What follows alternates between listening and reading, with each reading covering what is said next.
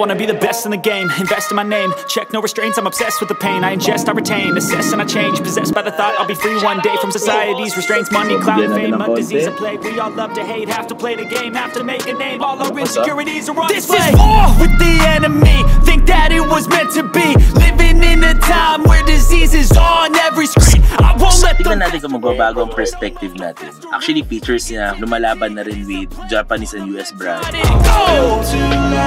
The webs I'm weaving, I could change the past with all I'm achieving. Got my foot on gas, never stop. So right now guys, nandito tayo ngayon sa BYD. We're reviewing the BYD Dolphin guys. So, samahan niyo kami sa journey ngayon. Let's go!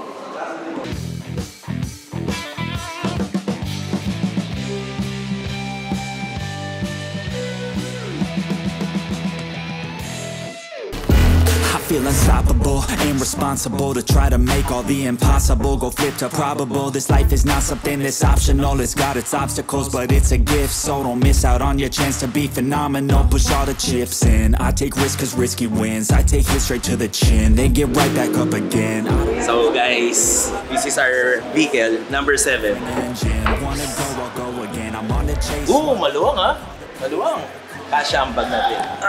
Like a prophet up and coming, taking shots, I'm always gunning. When I gamble, never bluffing. Amoy branding. Sobrang luwang insan.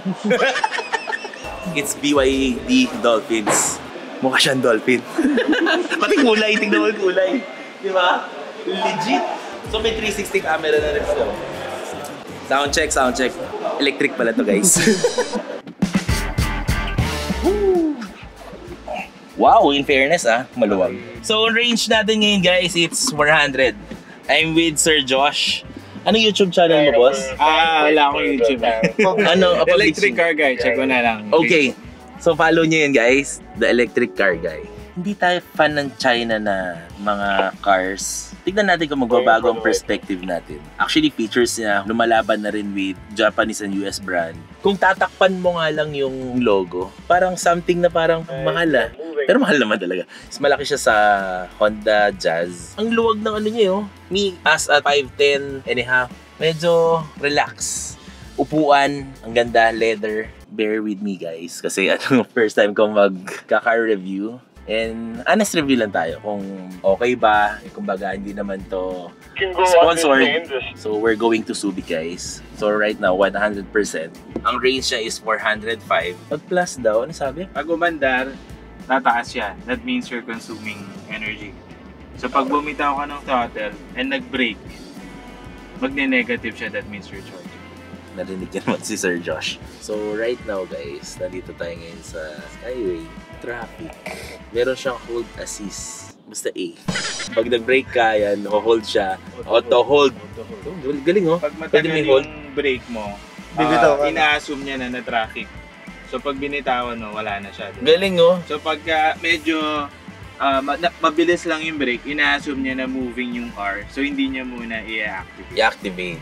Hindi pa tayo open guys sa China market. Kasi puro JDM tayo, ganyan. Even US nga, hindi pa ako open. Parang yung mga ganitong na pinapatest drive sa yung auto, medyo parang something na parang okay naman pala. Kumbaga parang competitive na rin siya. So guys, ito lang ang masasabi ko. Yung mga diesel, once you throttle, ubos ng diesel, gas, ganun din, same thing. Ang mga electric car pala, pag binibitawan mo, nagcha-charge ng konti, parang binabalik niya yung power. Never mangyayari sa gas. Tama. Yung technology natin ngayon, iba na. Kailangan mo lang talagang embrace yan, yung mga ganitong products. Walang change oil to kasi ano to makakalimutan mo na yung binilan mo, yung kasa mo kung saan. Kasi di na kayo magkikita. Talaga? Battery na lang talaga. Grabe. 8 years ang warranty ng EV battery. So, i-assume mo, syempre, it's more than that. I-racing kaya natin to para Biro lang. Mamaya, laki na si Mark So, pag nag-i-incline guys, nagne-negative pa kahit pataas. Kasi ang alam ko, pag akyat ka, syempre, kailangan mo mag-push ng power. Yan, ngayon, may power ngayon. Pero pag bibitawan mo, nagne-negative 7, negative 4, ganyan. Galing. So nagcha-charge siya doon. It reminds me driving golf cart. Parang ganun yung ano eh, parang magdin mo, ganyan. Yeah. Mas maingay pa yung aircon guys kaysa sa makina. Pang everyday guys, okay to. Malakas ang preno nito guys, hindi katulad ng So ang sweet spot niya lang guys, mga 80 to 85. Tapos bitaw-bitaw ka lang, piga-piga ka lang ng konti. Yan. Para at least ma-maximize mo yung efficiency ng pagka-electric. Ako kasi, from Isabela pa ako. So, yun yung lagi kong iniisip. Baka pagdating ng time, wala akong ma-chargean. So, ito, testing natin ng papuntang Subic, pabalikan. Tignan natin kung kaya. Ilang percent ang maiiwan. Paano yung sports mode dito, boss? Yeah. So, to. Oo nga, no? Malakas yan. Lakas ah! Nasa 200 plus ang horsepower. Ang kulit, para ka lang nagdadrive ng laruan. Kaya pala siya BYD guys. Build your dreams. Ngayon mo lang napansin. Shout out, Timos! Dapat tayo testing natin kung matibay ba yung harap pag bumangga.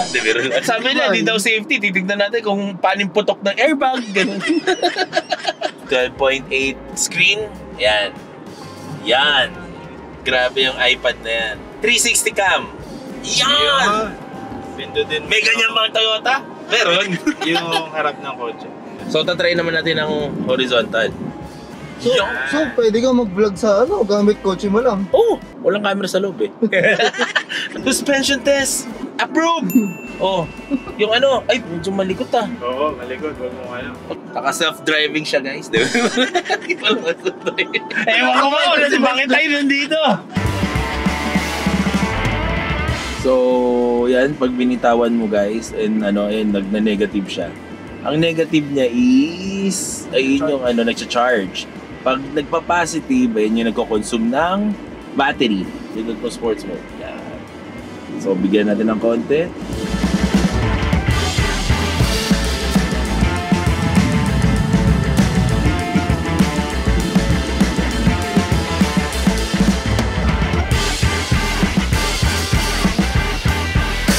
Right now guys, iba naman pala napunta natin car meet ng mga BYD.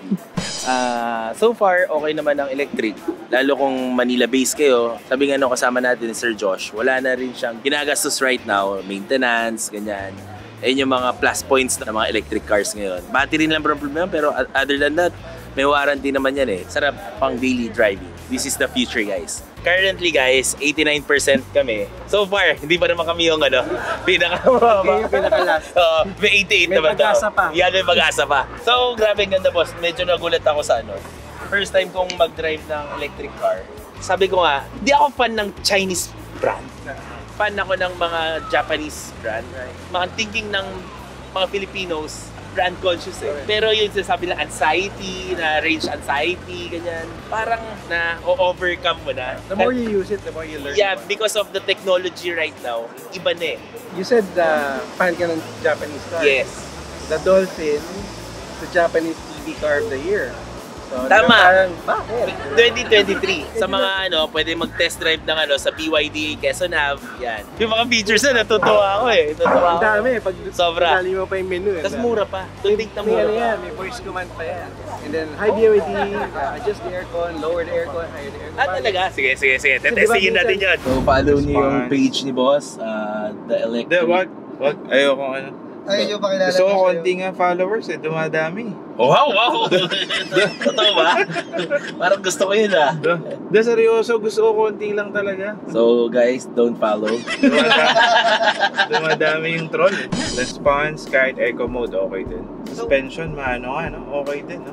Ganda, no? Huwag mo lang talagang liligutin yung manibela. Pero feeling ko, mas okay siya pag maraming sakay talaga. So, ibig sabihin magaan yung Sa ato kasi pag mag-isa ako, gano'n napapansin ko. Maalog. At saka ang interior niya, sobrang simple. So si Boss, hindi siya yung content creator, siya yung kumbaga consumer talaga na ginagamit niya yung auto for daily, ganyan. Personal owned niya, kaya nothing to sugarcoat. Walang bias. Yes, walang bias to. No bias review guys. We're doing this para at least alam ng tao paano talaga yung nararamdaman ng as a perspective of a buyer. Sa totoo lang, ang dami ng kotse ngayon. Ang hirap pumili. Kumbaga sa segment ng 1.3, 1.5, ganyan. Punta kayo sa mga test drive ng car dealers to feel it kung para sa inyo talaga, para sa inyo. Ganun lang naman yun eh. Tama ba? May sense ba yung sinabi ko? Don't follow, Boss Josh. Don't follow talaga. Ang sa feeling, pasahero naman. Sarap sa matulog. Ganda ng ano, may mga ano pa, yung mga accent siya ng ano. Saka ang ganda ng ano, tignan mo.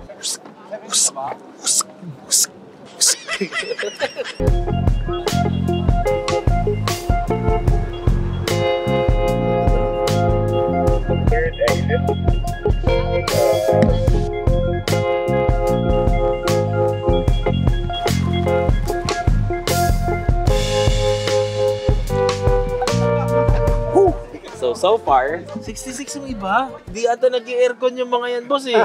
Yo, pawis na pawis sila. Nadaya tayo ah. 66 ang layo. Pero tignan mo, pawis-pawis ah. Sa inyo?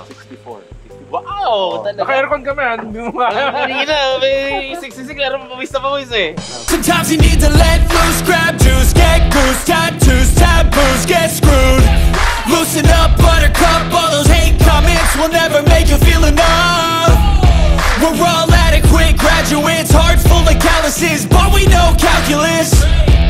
Damn, ain't that fabulous? Can't wait to apply all those mathematicus.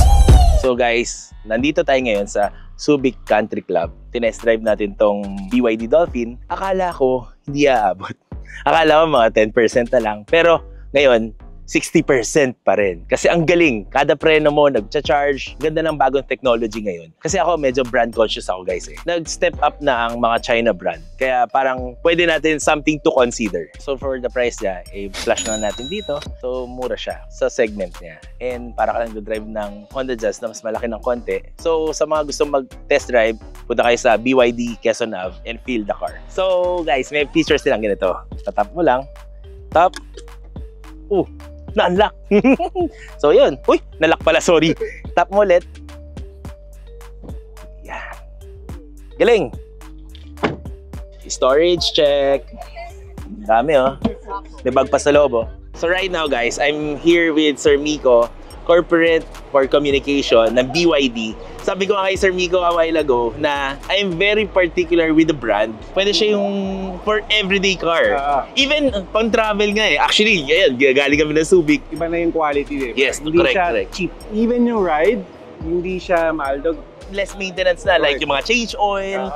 Ang cost mo ng maintenance for an EV Yes. versus an ICE, alas 25% lang ng magagastos mo sa ICE. Tama, so you're tama. saving about 75%. Grabe. Bulag ako eh. Kumbaga, nung na-try mo and na-experience mo, doon na ako nagkakaroon ng boss, paano yung ganito, paano yung ganyan, paano yung ganito. Nagkakaroon ka na idea kasi na-experience mo na eh. Correct. Hindi lang yung hearsay eh. Yun yung importante. Kailangan mamaneho mo yung sakyan. Kailangan mong ma-experience. And that's why yung mga dealerships namin sa BYD Quezon Ave, Tama. BYD Global, BYD Pampanga, meron Yes. na rin, BYD Makati.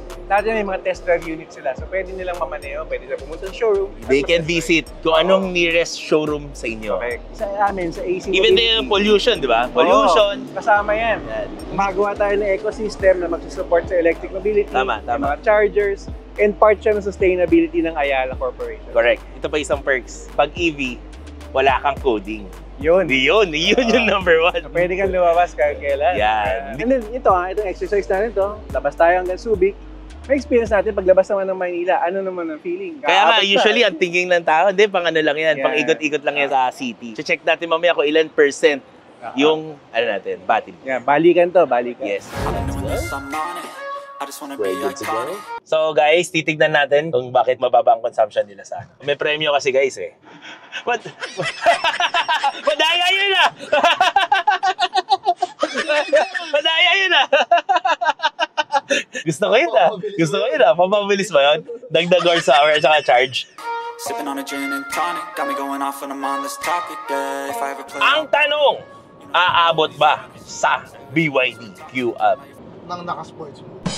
Ito try natin ha. Sa kanila, napatipiran sila, di ba? 33 na. Iba pala ang electric. Pagka dininan mo, oh, lakas.